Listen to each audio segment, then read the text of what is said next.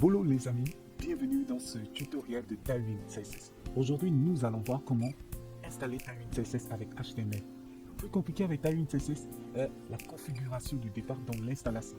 Aujourd'hui, je vais essayer d'aller pas à pas afin que vous puissiez comprendre les détails, comment installer Tailwind CSS.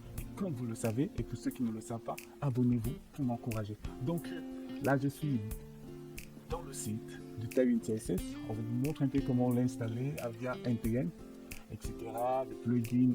Mais nous allons d'abord voir comment on peut l'installer avec le CDN. Avec le CDN, il ne recommande pas souvent le CDN parce que vous n'aurez pas toute la puissance de Tailwind CSS. Moi, je vais d'abord vous montrer comment le faire avec le CDN. Donc là, je suis dans mon dossier Tailwind en HTML. Donc nous, on va créer un fichier index.html. Donc voilà. Et dans index.html, nous allons. Voilà, je vais zoomer. Très bien. Voilà, on a ceci. Et on va ajouter un CDN. Donc, j'enregistre. Et vous allez, pour ceux qui. Moi, je vais lancer mon live server. Il va s'ouvrir. Avec Tailwind CSS, c'est simple. Donc, classe, on va tester ici. Donc, pas de goût. On va mettre 100. J'enregistre. Vous voyez avec live server. Très bien. Liste 100, j'enregistre. Voyez. Donc avec le CDN, voilà un peu juste le lien. Donc voilà, c'est plus simple et c'est classique, mais vous n'aurez pas la puissance de Tailwind CSS. Voyons maintenant comment le faire avec le NPM. On repart à la documentation officielle. On va le pas à pas. Qu'est-ce qu'on me dit? Il faut déjà, voici ce qu'on me dit. Dans l'installation avec NPM, voilà, c'est ce qu'on va lancer.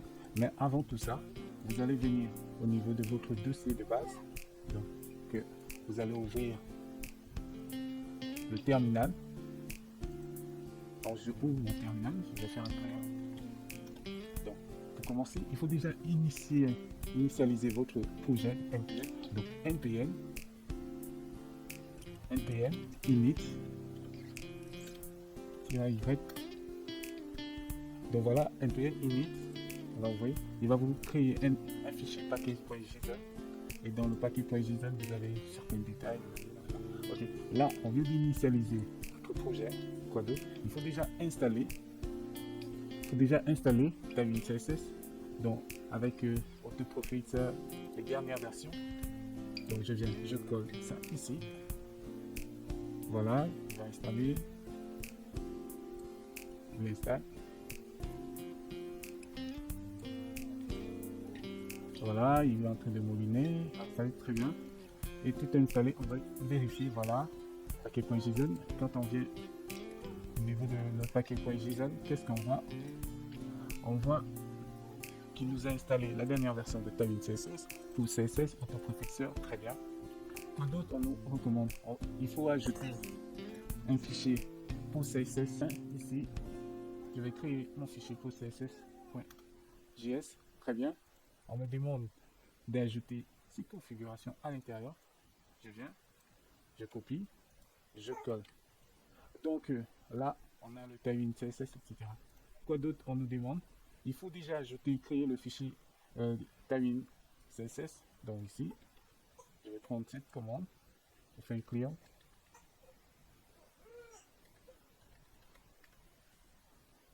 On va essayer de réduire pour mieux voir. Je fais un client. Donc, on me demande de npx Tailwind CSS init. Voilà, npx Tailwind CSS init. La commande, cette commande, voilà. Cette commande va me générer un fichier Tailwind CSS avec certaines configurations. Donc voilà, on a évolué. Et dans le fichier, il faut créer un fichier de base, donc de Tailwind CSS. Moi, je viens copier. Donc vous allez créer, moi je vais le mettre dans un dossier src. Donc le fichier en question, on va l'appeler style.css. Et dans style.css, on va coller notre contenu. Voilà. Donc voilà, on nous dit il faut px Tailwind CSS-o Tailwind, c'est-à-dire notre Tailwind en question. Je vais faire, voici la commande. Vous pouvez le faire avec le npm. Moi je vais coller au lieu de Tailwind CSS. Vous allez chercher votre chemin, c'est-à-dire le chemin du CSS. Nous, le chemin du CSS, c'est src. Et à l'intérieur, on a style.css.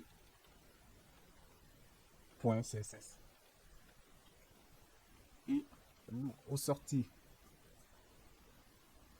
donc,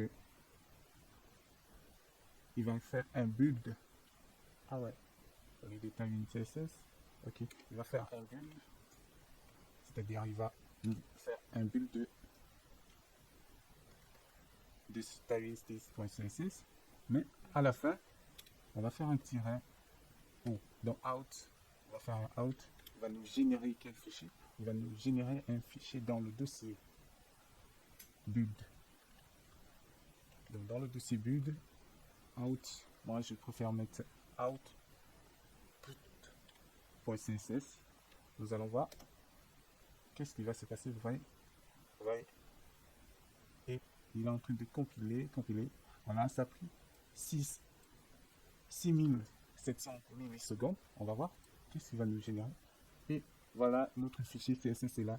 Donc voilà, les amis, comment on va travailler avec les amis. Pour tester, nous allons venir. On avait déjà background red ici.